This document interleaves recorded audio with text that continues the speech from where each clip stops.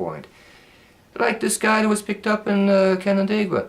Look at the resources being used to arrest a farmer.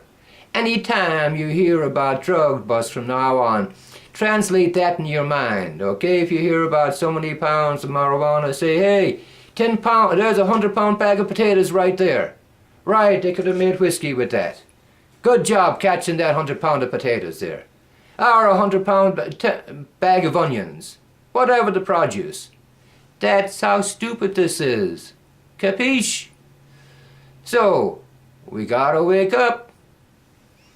It's like that story I heard, you know, come across with the language there. The people who support the phony drug war. And they're all talking about terrorism, and yet here they are with their demagoguery being the biggest supporter, albeit unwittingly. I'm not saying these fools are doing it wittingly, but they sure are doing it unwittingly, and there's the irony of it. Okay? Through their ignorance.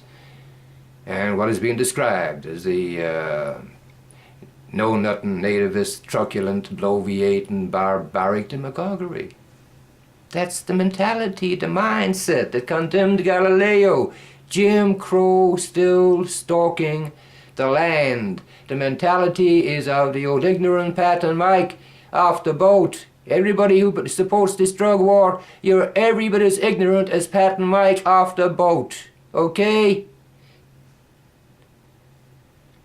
I'd like to check out your point of view, but I can't get my head that far up my ass. In good old American language. What's the problem to begin with? Nosy neighbors. If people kept their noses out of other people's shit, we wouldn't have the problem to begin with, and people wouldn't have their faces covered in it. Okay, I'm using strong language here. Not the King and Queen's English. People think that that is the language of educated, sophisticated people. Bah, humbug, that it is.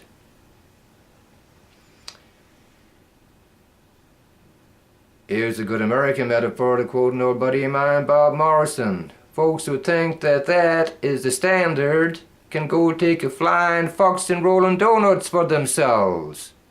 Okay? That is the same thing as saying ballet is the only form of dance. Painting was the same thing with the academic school. It had to be the academic way. What happened? And then Van Gogh came along. Alright? The creative use of language. Earthy mysticism. That's the framework for the language. Homeboy I'll be using right here. Alright, so we'll kick it off with a poem or two American language. What up? This is the language rejected again by the people in power. That's the title. What up? What it be as we dance on into eternity. Speaking metaphysically, just between you, me, and the Almighty. That's what up. Okay? So what's up with all about drug laws? Look at them young men and women that are in jail. So many in jails, family lives being destroyed. We're talking about a family values. And all of these people can go to church and beat their chest and come out and forget about all of that. And, you know, it's like this pro-choice and pro-life. How about being pro-neighborly? It was like Chris Matthews having that bishop on, the guy that said to Kennedy, Patrick Kennedy, that you shouldn't receive communion. Right? Now, I listened to that guy. You can find it on the MSNBC there. Still have the clips on there. And they were going back and forth. That guy, his behavior was described in Joyce's Portrait of the Artist as well. The power that some priests love. And why the artist Stephen Dedalus rejected that road. Out of humility. There was tyranny there. That guy couldn't answer the question, what would you do? What kind of a law would you pass? You'd want to make it illegal, so what are you going to do with the people who do have abortions? He couldn't answer that. Well, here's a story I heard, okay? from my own experience, brother of mine, that's my tradition, Roman Catholicism. And I've gone from Roman Catholicism to Roman R-O-A-M-I-N apostrophe Catholicism with the small c.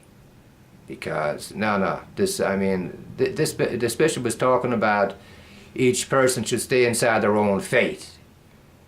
Chris Matthew started off with showing John F. Kennedy, and he said that people in Congress should be responsible basically to their own consciences and not be dictated to by the Pope, by the Council of Churches, or any other organization outside of the Bill of Rights and the Constitution. Well, this priest, he didn't even understand that. He said, yeah, and agreed with that, a famous quote, and then would offer his own interpretation. Chris Matthews had to pull his coattails and say, man, how did you get that out of that? So the guy backtracked some and then tried to peddle his own thing. Authoritarianism, what I was talking about. This guy didn't have the compassion, so here's going back to the story. One of my brothers and myself, when we were going to church, what's called exposition of the Blessed Sacrament. So you go, it's the Eucharist, and you spend time in the presence of the real Christ. And the priest told a story that when he was ordained, he was full of zeal. And he said to his mother after the party, that day, if his sister ever had an abortion, she'd better not try and come across that door. And the mother said to him, son, I'm really proud of you and what you've accomplished and the fact that you're a priest now, but that's my daughter. And as long as I'm alive, she's always welcome to come across that door. She was speaking from other church, and the priest picked it up. There is compassion. There is being neighborly, being pro-neighborly. That is a difficult situation. People who come along with easy answers and their tribalism, if you belong to this group, it's like a badge. All right, I'm pro-life. And then as soon as they're born, they're cheap labor for big business. There's evil. It's all right for other parents, their children, to have the cheap, menial jobs, but not for my kids. There's the selfishness and the hypocrisy. Okay, but not for my kids. It's okay for other kids, but not mine. These are the holy people? What America made it great, a living wage. I grew up with it coming from immigrant background.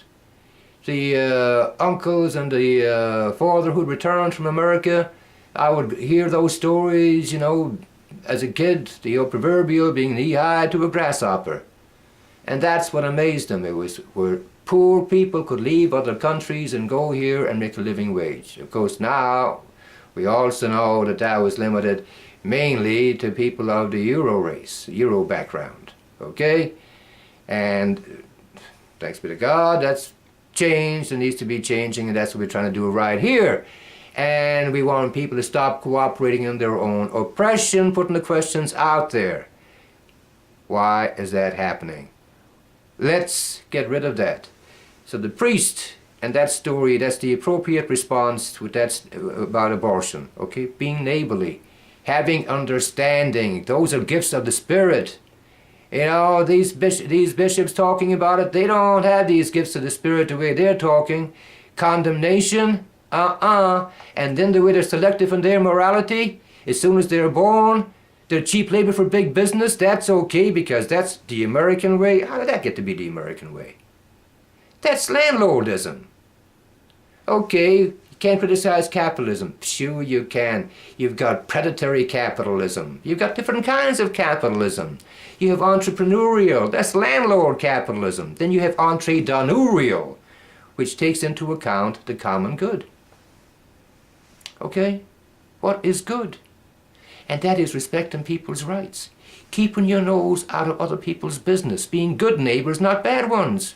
If you're going to conserve, you conserve what is good, not what is evil.